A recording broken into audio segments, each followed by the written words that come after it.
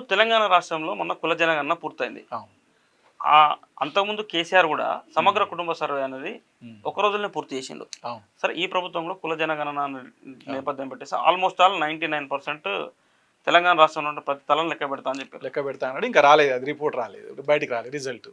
నమ్మకం ఉందన్న మీకు నిజంగా ఆ కుల జనాభా యొక్క లెక్కలు బయట పెడతారు వీళ్ళు అనేటువంటి నమ్మకం మీకుందా? నిజానికి పాలక పార్టీలకు ఎప్పుడు కూడా ఏది కూడా మనం పోరాటం జరగకుండా ఏది చేయదు, ఏ ఒక్క స్టెప్ కూడా. ఇప్పుడు కుల జనగణన జరగాలి అనే దానికోసమే వాళ్ళు ఇచ్చిన హామీనే కామడికేషన్, దానికోసమే ఆమరణ దీక్ష కూసుంటే గానీ ముందుకు రాలేదు. అది ఎగ్జాక్ట్లీ నేనేమంటున్నా అంటే ఇవాళ కూడా మనం కుల జనగణన విషయం బయట పెట్టకపోతే మళ్ళీ పోరాటం స్టార్ట్ చేయాల్సింది. అంతే, మళ్ళీ పోరాటం స్టార్ట్. రేపు 42% ఇవ్వలేదు అనుకో, దానికోసం పోరాటం లేదు. ఎగ్జాక్ట్లీ అంటే మనకు అర్థమవుతుంది ఏంటంటే ప్రభుత్వం యొక్క ఆలోచన 42% రిజర్వేషన్ ఇవ్వడానికి వాళ్ళు రెడీగా ఉన్నారు, కానీ జనాభా లెక్కలు మాత్రం బయట పెట్టలేదు. ఎందుకు అంటే ఆ జనాభా లెక్కలు బయట పెడితే సో చైతన్యము ఉద్యమాల నేపథ్యం ఉన్నటువంటి తెలంగాణ ప్రాంతంలో ఆ వర్గాల ప్రజలు కనుక ఒక్కటైతే కదిలే కూర్చో ఎవరిది మళ్ళీ. అందుకని మనం ఇంకోటి ఏంటంటే 42% మీరు అన్నారు 42% ఇవ్వడానికి సిద్ధంగా ఉన్నారండి, అది కూడా ఇవ్వడానికి సిద్ధంగా ఉండరు.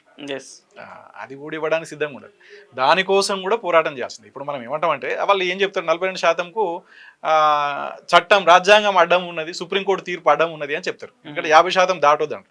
ఇప్పుడు నిన్నమొదటి వరకు ఏం జరిగింది, ఎస్సీ ఎస్టీల జనాభా పోను మిగతా బీసీలకు 23%, 22%, మళ్ళీ దాంట్లో ముస్లింలకు తీసేస్తే ఒరిజినల్గా 18% బీసీలకు స్థానిక సంస్థల్లో.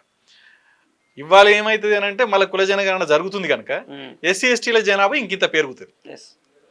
ఎస్సీలు 20% అయినారు ఫర్ ఎగ్జాంపుల్, ఎస్టీలు 10% అయినరు, 30% పోతుంది. దాంట్లో ముస్లింలు 5%కి వస్తారు. పోతే ఇంకా మళ్ళీ 15%కే ఇంకా తగ్గుతుంది కథ. సో మళ్ళీ కమిషన్లు రావాల్సిందే, లెక్కలు వేయాల్సిందే. వాళ్ళకైతే ఎస్సీ ఎస్టీలకైతే జనాభా ప్రాతిపదికన రిజర్వేషన్ కల్పించాలన్న నిబంధన రాజ్యాంగంలో 50% ఆపునవు కాబట్టి 50% అనేది ఎత్తేస్తేనే బీసీలకు 42% అనేది చేయగలుగుతాం. ఒక చిన్న డౌట్ అన్న నాకు, సరే సుప్రీంకోర్టు తీర్పు ఏంటంటే 50% పైబడి రిజర్వేషన్లు వర్తించడానికి వీల్లేదు అని చెప్పేసి సుప్రీంకోర్టు తీర్పు ఉన్నదని చెప్తా ఉన్నాను. సో సుప్రీంకోర్టు తీర్పు అనేది రాజ్యాంగంకి లోబడే ఉంటది కదా? అది లేదు, ఉండాలి కానీ లేదు. మరి రాజ్యాంగానికి లోబడి సుప్రీంకోర్టుకు అన్ని పవర్స్ ఉన్నాయి భారతదేశంలో. దాన్ని క్వశ్చన్ చేయడానికి ప్రజలు బీసీలు క్వశ్చన్ చేయాల్సిందే కానీ పాలక పార్టీలకు అందరికి అగ్రకులాలు అందరికి సంతోషం కదా, వాళ్ళకి ఇష్టమైంది అది. నేను ఎందుకంటున్నా అంటే ఒకవేళ 50%కు లోబడి చేయాలన్నప్పుడు డాక్టర్ బాబాసాహెబ్ అంబేద్కర్ ఈ దేశంలో ఉన్నటువంటి మొత్తం వ్యవస్థను అర్థం చేసుకున్నాడు కదా.